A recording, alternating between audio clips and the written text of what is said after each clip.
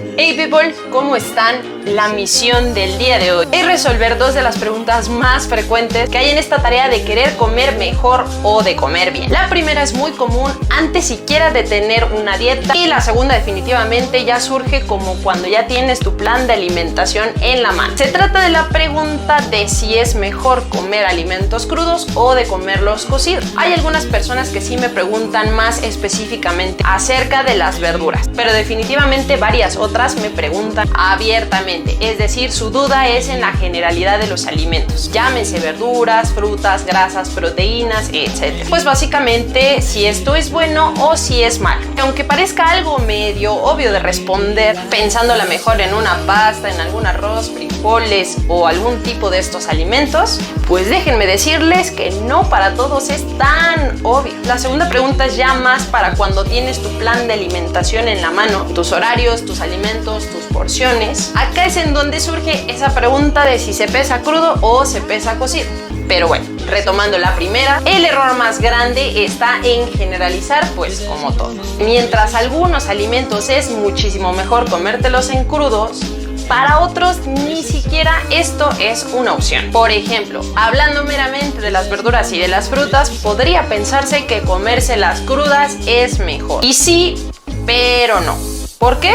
Bueno, pues particularmente aquellas verduras y frutas que son ricas en vitamina C, B1, B6, ácido fólico son termolábiles, lo que quiere decir prácticamente que el calor las va a degradar. De igual manera, algunas de estas también son hidrosolubles, lo que quiere decir que cuando las cocinas en agua se pierde la mayoría de su nutriente. En este caso hay de dos, o te las comes crudas o le cambias la manera de cocinarlas. Por ejemplo, puedes cocinarlas al vapor por poco tiempo, saltearlo brevemente o inclusive también en el microondas. Y antes de que pongas el grito en el cielo con esta última técnica culinaria, este estudio que hicieron un par de científicos de la Universidad del Cairo en el año de 2013 para conocer en detalle cómo afectan las diversas técnicas de cocción en las propiedades y los nutrientes de los alimentos, experimentando con una coliflor y llevándola desde su proceso en crudo, pasando por diversos tipos de cocción, desde el blanqueo en agua, en vapor, en olla, cocinarla en microondas y saltearla. Se dieron cuenta y el resultado les permitió probar que los métodos que mejor conservan estos nutrientes son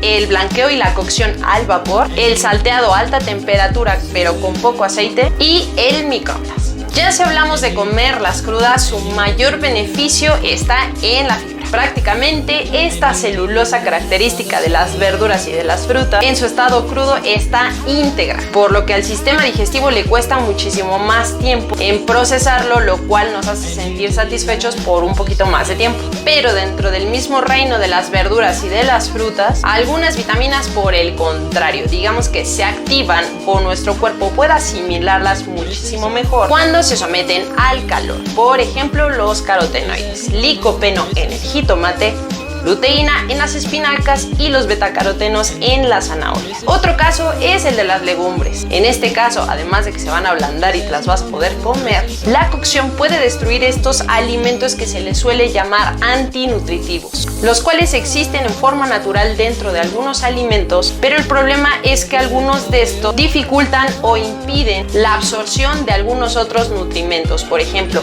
en particular estos de las legumbres actúan sobre las enzimas que te permiten degradar o absorber las proteínas, pero al cocinarlas se les quita el efecto. En el caso de las grasas, lo mismo. Depende de qué grasa estemos hablando. Por ejemplo, en otro video ya hablamos de cuál es el aceite o grasa ideal para cocinar y cuáles, por el contrario, al cocinarse pueden resultar hasta perjudiciales. Pensando en una fuente de grasa como el aguacate, cocinarlo o freírlo podría afectar su contenido de vitamina C, ácido fólico y tiroxina. Y ahora migrando hacia la proteína, que este es un tema, ya que en este caso en particular es necesario que se calienten o se cocinen.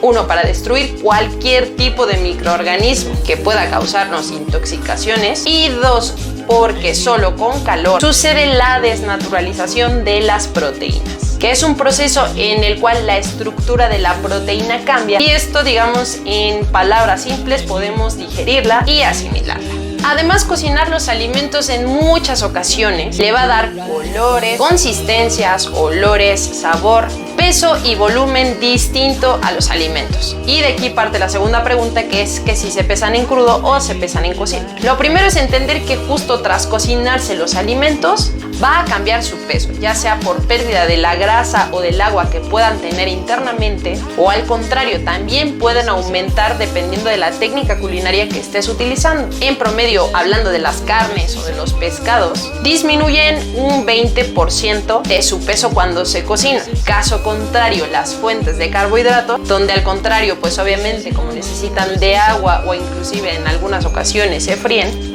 pueden llegar a doblar su peso. La mayoría de los estudios en los que se publicó la data o la información nutricional a partir de la cual se hacen los planes de alimentación y muchas otras cosas más, se practicaron con los alimentos crudos. Sin embargo, sí hay tablas específicas que ya te dan las conversiones de los alimentos cocinados. En tu plan puede venir descrito, por default suele ser crudo, pero pues para más certeza mejor pregunta. El tema es muy extenso, people, porque la historia no acaba ahí. La manera en que cocinas tus alimentos también afecta en sus nutrientes, como por ejemplo lo que decíamos hace rato acerca del uso de microondas, que si cocinas en la air fryer, que si cocinas horneado, que si cocinas al vapor, etc. Pero eso podríamos hacerlo particularmente en otro video. ¿Qué opinas? Comenta aquí abajo si te gustaría que habláramos de este tema y sobre qué alimento en específico te gustaría platicar. Sígueme en Instagram, en TikTok, en Facebook para tips de señora a la hora de hacer compras o de cocinar, recetas, healthy spots a los cuales puedes ir el fin de semana, divertirte y comer saludable, y un montón de material más. Dale like a este video y suscríbete para que nunca jamás te pierdas de un video.